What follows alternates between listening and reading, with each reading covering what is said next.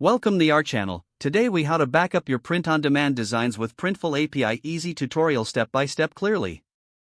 To begin, you'll need access to the Printful API. Log into your Printful account. Navigate to the API section under your account settings. Here, click on Generate API Key to create a new key. Make sure to copy this key and store it securely. Next, open your preferred code editor. You'll need to set up a development environment. Install necessary libraries such as Axios for making HTTP requests. If you're using Node.js, initialize your project with npm. Run the command npm init and follow the prompts. Now, install Axios by executing npm install Axios. Create a new JavaScript file in your project directory. In this file, require Axios using const Axios equals require Axios.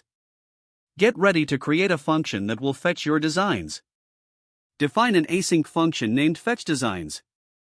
Inside the function, set up your API URL. Const URL equals https://api.printful.com/store/products. Next, configure your Axios request. Use Axios.get, URL, headers, authorization, bearer, your API key. Make sure to replace your API key with the API key you generated earlier. Handle the response by using .then. Log the response data to the console.